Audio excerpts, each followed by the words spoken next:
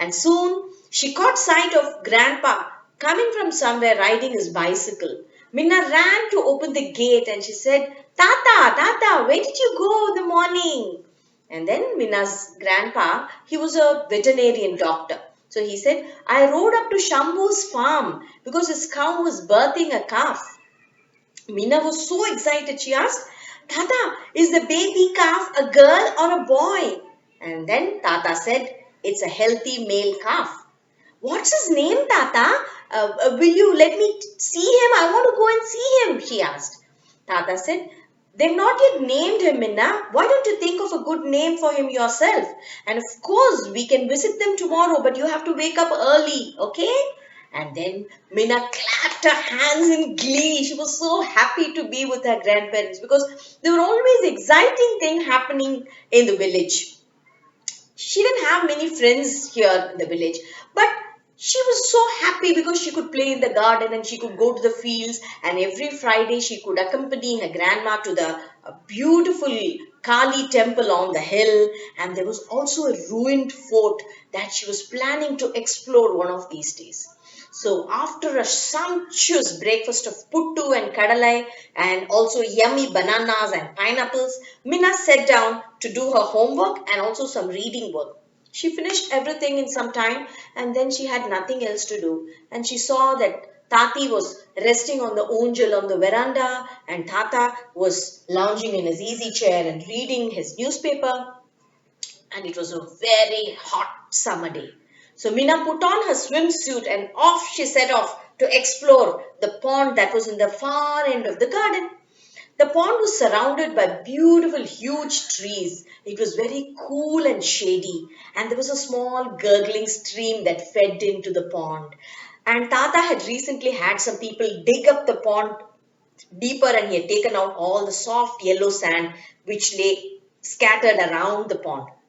So Mina got a beautiful idea. She thought, okay, with the sand, I'm going to build a nice big castle. And then she started piling up the sand and, put it like a pyramid. And then she sprinkled some water and she was nicely patting the sand and making a pyramid. And suddenly she heard quack, quack, quack, quack.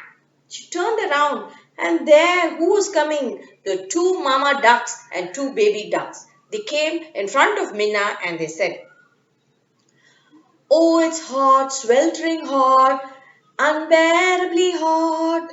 Oh, Minna, can we please jump into the pond? And Minna was delighted. She said, yes, of course, join in. There's a lot of space for us. Come on in. And then the ducks waddled in and they started swimming happily. And the tortoise that lived in the pond said, hi, come on, welcome. And they all, Minna was making the sandcastle and the ducks were swimming. And then suddenly she heard another noise. And who was there? It was a troop of monkeys, a mama monkey carrying her baby in her arms, and she had brought two of her friends along. And they stood in front of Minna and they said, oh, it's hot, sweltering hot, unbearably hot. Oh, Minna, can we please jump into the pond? And Minna was delighted. She said, of course, there's room for you two. Come on, join in. And so the monkeys jumped in and out of the pond. They were playing in the water. And then they heard another sound. Who was it? It was the otter.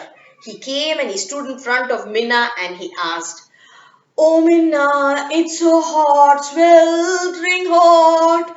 Oh, can I please jump into the pond? And then Minna said, of course, you can join. There's space for you too. Come on. But otter, you can't eat the fish. They're my friends. And then the otter said, yes, of course not. I won't eat your fish.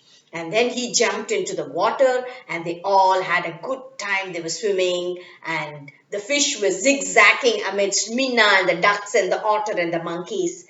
And then the pond was nearly full. They all cooled off in the sparkling clean waters, enjoying themselves. And then they all heard some funny sound.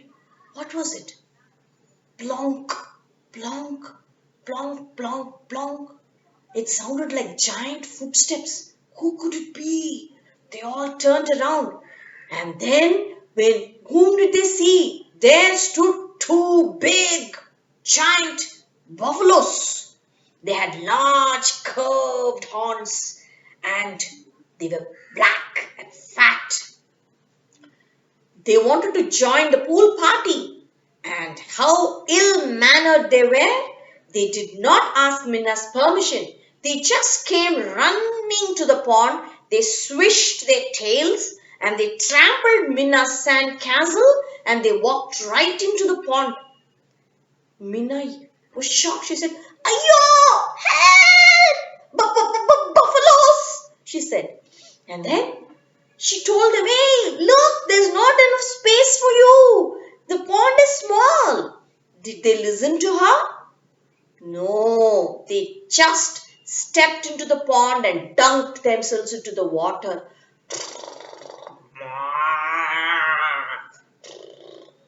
They did. "Ayo!" yelped Minna, and she dived out of the pond. "Quack, quack, quack, quack, quack," squealed the ducks, and they fluttered their wings as they scrambled to the shore. "Kiku, kiku, kiku, kiku," yelled the monkeys, who did not dare to enter the pond now. "Oops, oops," said the otter, and he too jumped out of the pond. Minna ran home to tell her Tata and Tati about the two dangerous buffaloes that had just come and they lay soaking in the pond. Listening to her, both her grandparents laughed out aloud. "No, Minna, these buffaloes are Yama and Yamini. They belong to Farmer Appu and they're not dangerous. They're very friendly and they'll harm no one. They always come to cool off during hot summers. Don't you worry, Minna. They'll leave after some time and then you can go back and play," they said. So Minna was very relieved. She felt, and she was happy that she could go back to the pond after some time. But she was hungry after all the adventure that she'd had in the pond. And so she had a sumptuous lunch and then she settled down near her Tata to listen to wonderful stories that he would tell her every single day. So let's find out what's going to happen in the next episode, another adventure that Minna might have. So wait for the next episode. I hope you enjoyed this story. So until next time, bye from Padma.